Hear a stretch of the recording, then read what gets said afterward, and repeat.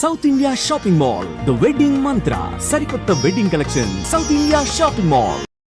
తేట తెలుగు పదాల పొదరిల్లు కడతాడు, తన నేతబడిలో కమ్మటి పాటల చీనామరం అల్లుతాడు. కలల కుచ్చుటోపి పెట్టుకున్న కలం నావికుడు, కవితాగంగని తన సిగలో తురుముకున్న కవితాహరుడు. అనంతమైన భావుకత శ్రీరాముడు, అతనే మన అనంత్ శ్రీరామ్ గారు. నమస్తే అండి. నమస్తే సార్, థ్యాంక్స్. ఎలా ఉన్నారు? మీరు ఉపోద్ఘాతంలాగా చెప్పిన ఈ కవిత చాలా అందంగా ఉంది. Thank you sir. ఆఖరి పదంలో సీతారాం శాస్త్రి గారు అని పెట్టుంటే సరిగ్గా సరిపోయి ఉండేది. నేను ఇంకా ఆ స్థాయికి ఎదగడానికి ఇప్పుడిప్పుడే ప్రయత్నిస్తున్నాను. అయ్యో సార్, ఎలా ఉన్నారు? బాగున్నాను, చాలా బాగున్నాను. థ్యాంక్స్. నేను ఇలా అడిగిన వెంటనే మీరు నా షోకి వచ్చినందుకు అంటే చాలా సంతోషంగా. కెమెరా ముందు మీరు అలా చెప్తున్నారు కానీ అడిగిన వెంటనే కాదు, కొంచెం ఇబ్బంది లేదు సార్, ఇబ్బంది ఏం లేదు సార్. నిజంగా చెప్పాలంటే అడిగిన వెంటనే ఇచ్చినట్టే మీరు. మన ఇంటర్వ్యూ స్టార్ట్ చేసే ముందు ఒక మంచి సాంగ్ని నేను పాడడం అంటే అది వేరేలా ఉంటుంది సార్. ఇప్పుడు మీరు రాస్తారు కాబట్టి మీరు పాడితే చాలా అందంగా ఉంటుంది. ఒక 2 లైన్లు మీకు ఇష్టమైన పాట మీరు రాసిన దాంట్లో ఏదైనా. నీ కొమ్మల్లో గువ్వ ఆ గుమ్మల్లో కిళ్ళికు అంటుంది విన్నావా, నీ మబ్బుల్లో జల్లు ఆ ముంగిట్లో పూలు పూయిస్తే చాలన్నావా, ఏమవుతున్నా కానీ ఏమైనా అయిపోని ఏం పర్వాలేదన్నావా, అడుగులు వేయలేక అటు ఇటు తేల్చుకోక సతమతమైన గుండె గనుక. అది ఎందుకు వదిలేనంటే ఆ లైన్ ఎందుకు అడిగానంటే మామూలుగా రికార్డింగ్లో చిన్న నేను లేకపోవడం వల్ల నేను రాసిన పదం కొంచెం మారింది అనమాట. అసలు నేను రాసింది ఏంటంటే, అడిగిన దానికి ఇంకా బదులుగా పంపుతుంది పదములు లేని మౌనలేఖ. బదులుగా బదులిక అని వచ్చినాము. అంటే అర్థంలో పెద్ద తేడా ఏం లేదు, కానీ మీరు రాసిన పదం లేదు. చాలా అందమైన పాటతో స్టార్ట్ చేశారు. మంచి మంచి అవార్డులన్నీ కొట్టేసింది ఆ పర్టికులర్ ఇయర్లో. రీసెంట్గా అన్ని అవార్డులు ఆ పాటకే. ఒక పాట సిట్యుయేషన్, ఈ పర్టికులర్ ఈ సాంగ్ సిట్యుయేషన్ ఎలా స్టార్ట్ అయింది సార్? అసలు చెప్పిన వెంటనే మీకు అంత సింపుల్ వర్డ్స్తో అలా రాయాలని ఎలా? ఇది ఎందుకు ఇంత సులువైన పదాలు ఎంచుకున్నానంటే ఈ పాటకి, సన్నివేశంలో కాస్త సంక్లిష్టత ఉంది, అంటే కాంప్లెక్స్ ఉంది. ఏంటంటే తను ఇదివరకు ప్రేమించిన ప్రేయసికి తను ఇప్పుడు స్నేహితుడు ప్రేమిస్తుంటే అతనికి ఆసరాగా ఒక ప్రేమలేఖ రాసిపెట్టి అతనికి ఇవ్వాలన్నమాట. అంటే తన స్నేహితుడి ప్రేమని ఇదివరకటి ప్రేయస్కి తెలియజేయడానికి ఈ మాజీ ప్రియుడు ఆ ప్రేయస్కే లెటర్ రాయడం. అది ఒక విచిత్రమైన సన్నివేశం కదా.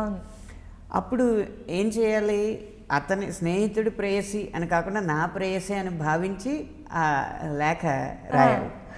అందుకని మొదట తను చూసిన సందర్భాలు అవన్నీ గుర్తు తెచ్చుకుంటూ మొదట తను ఎటువంటి స్పందన అయితే తనలో కలిగిందో దాన్ని నెమరు వేసుకుంటూ రాసేలాగా ఉండాలి. కాబట్టి అంటే మనకి ఏం సందేహం లేదు అనే వాడుక మన భాషలో తక్కువ ఉంటుంది. సందేహం లేదని అంటాం, లేకపోతే అనుమానం లేదంటాం, కానీ ఏం అనేది తక్కువ వాడతాం అనమాట. నో డౌట్ అబౌట్ ఇట్, ఆ సందేహానికి ముందు ఒక ప్రిఫిక్స్ లాగా ఒకటి ఉంటే బలం ఉంటుందని చెప్పి ఆలోచించి దీన్ని అనువాదం చేస్తే ఎలా ఉంటుందో అని ఆ ఏం సందేహం లేదన్న దాన్ని ఆ ఇంగ్లీష్ ఫ్రేజ్ నుంచి తీసుకున్నాను అనమాట. ఓహో, ఓకే.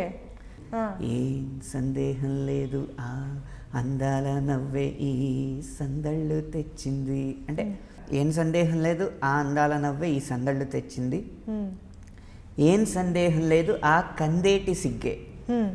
మామూలుగా సిగ్గు అనేది జనరల్గా తెలిసేది బుగ్గల మీద. బుగ్గలు విచ్చుకున్నాయా లేకపోతే ముడుచుకున్నాయా అన్న దాన్ని బట్టి మన ముఖ కవళికల్ని గుర్తిస్తూ ఉంటారు. ఆ కందేటి సిగ్గే ఈ తొందరలు పెంచింది అంటే అది ఆ కందేటి సిగ్గు కనుక కనపడితే ఇంకా బ్యాలెన్స్ ఉండదు, మనలో తొందరలు పెంచుతూ ఉంటుంది. అలా ఏం సందేహం లేదు ఆ గంధాల గొంతే ఆనందాలు పంచింది. ఈ గంధాల గొంతు అనడానికి రెండు రకాల అర్థాలు ఉన్నాయి. ఒకటి బౌద్ధికమైన ఫిజికల్ మీనింగ్, బౌద్ధికమైన అర్థం. రెండవది తాత్వికమైన కవితాత్మకమైన మీనింగ్, పొయిటిక్ మీనింగ్ అని. గంధాల గొంతు అంటే మనకి పల్లెటూరులో బాగా ముస్తబైన అమ్మాయిలు కొంచెం గొంతుకి ఇలా గంధం రాసుకుంటారు. అది మన తెలుగుతనానికి ఒక ప్రతీకలాగా ఉంటుందన్నమాట. అది పైకి కనిపించి ఆ గంధాల గొంతు అంటే గంధం రాసుకున్న గొంతు. గంధాల గొంతు అంటే గంధం అంటే పూగంధాలు అంటే సువాసన అన్న మీనింగ్ కూడా ఉంది.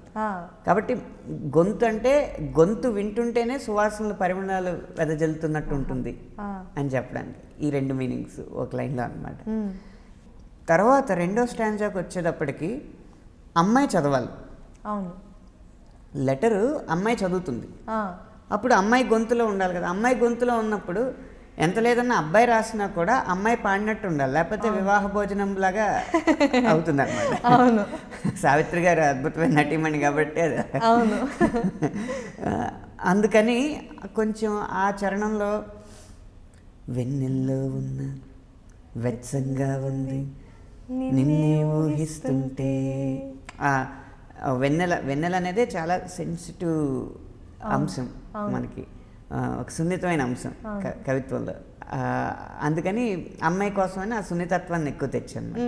చల్లని వెన్నెల్లో ఉన్నా కూడా వెచ్చంగా ఉంది నిన్ను ఊహిస్తూ ఉంటే, ఎందరిలో ఉన్నా ఏదోలా ఉంది నువ్వే గుర్తొస్తుంటే.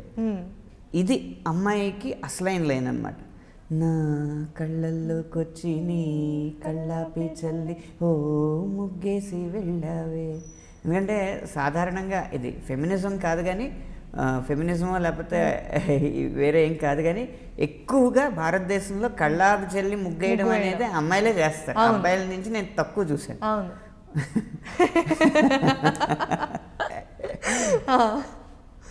కాబట్టి ఆ కళ్ళాపి ముగ్గు అనేది అమ్మాయిలకే సొంతం కాబట్టి దాని నుంచి లైన్ క్రియేట్ చేయడానికి చూసాను అనమాట. నా కళ్ళల్లోకి వచ్చి నా కళ్ళల్లోకి వచ్చి నీ కళ్ళాపి చెల్లి ఓ ముగ్గేసి వెళ్ళావు అంటే నా దృష్టిని మొత్తం రంగులమయం చేసావు నువ్వు అని చెప్పడానికి అనమాట. ఇప్పుడు లెటర్ రాసి ఇచ్చిన హీరో గతిని చెప్పాలి. ఎవరికీ రాదురా ఇంత దరిద్రం. నువ్వు ప్రేమించిన అమ్మాయి కొన్ని కారణాల వల్ల విడిపోవాల్సి వచ్చింది. ఆ విడిపోయిన అమ్మాయిని ఇంకొకళ్ళు ప్రేమిస్తే వాడికి లవ్ లెటర్ రాసిస్తావా నువ్వు అని చెప్పాలి.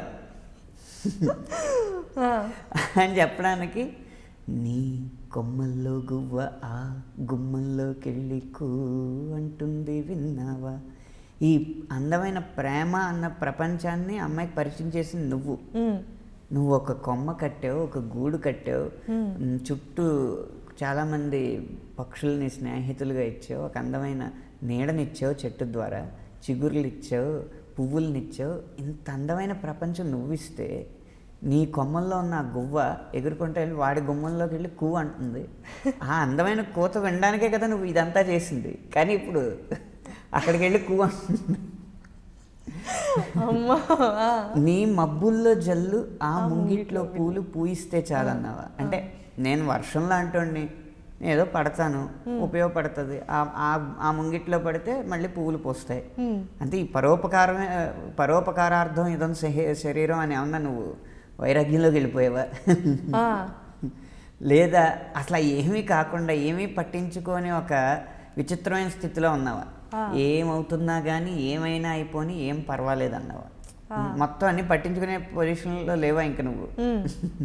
ఏంటి అసలు నీ పరిస్థితి అనగానే అప్పుడు ఈ అమ్మాయి మళ్ళీ డైరెక్టర్ అమ్మాయి పాయింట్ ఆఫ్ వ్యూలోకి వస్తారు. అందుకని మళ్ళీ అక్కడ అమ్మాయి అడుగులు వేయలేక అటు ఇటు తేల్చుకోక సతమతమైన గుండె గనక. అంటే ఒకరిని ప్రేమించాను, ప్రాణంగా ప్రేమించాను, విడిపోవాల్సి వచ్చింది. ఇప్పుడు వీడు ప్రేమిస్తానంటున్నాడు, ఎటు వెళ్ళాలి? ఇప్పుడు నా హృదయం ఎటు వెళ్ళాలి? వీడు వచ్చి లెటర్ తెచ్చాడు, సిన్సియర్గా ప్రేమించాడు, పైగా ఆడు ఎంత బాగా ప్రేమిస్తాడో అలాగే ఉన్నాయి ఈడి రచనలు కానీ రాసింది కానీ. అంటే వాడు రాసాడని తెలియదు కాబట్టి వాడిని ఊహించుకుంటుంది ఈ లెటర్లో. వీడిచ్చాడు, అటెళ్ళాలా ఇటెళ్ళాలా అనే ఒక సతమతమైన పరిస్థితుల్లో ఉన్నాను గనక అడిగిన దానికి ఇంకా బదులుగా పంపుతుంది పదములు లేని మౌన లేఖ. అంటే మొదటి నుంచి కూడా తనకొక తోడులాగా వెనకని సాగుతుంది హృదయము రాసుకున్న లేఖ. ఈ హృదయం రాసుకున్న లేఖ, ఈ లేఖ వచ్చింది రెండు స్టాంజాల్లో లేఖ తనకు అందుతుంది కాబట్టి ఇప్పుడు ఈ లేఖకి సమాధానం ఇవ్వాలి. ఆ సమాధానంగా మౌనం తప్ప ఏమీ లేదు కాబట్టి ఆ పదములు లేని మౌన లేఖే అటు వెళ్తుంది ఇంకా అని దాన్ని ముగించాను. అలా వచ్చిందే ఈ పాట. అలా వచ్చింది ఈ పాట. మీకు చాలా ఇష్టమైన పాటల్లో దిస్ ఇస్ ఫస్ట్. నేను అడిగిన వెంటనే ఇదే పాడారు కాబట్టి అడిగిన వెంటనే గుర్తొచ్చింది. అబ్బా తప్పించేసుకుంటున్నారు.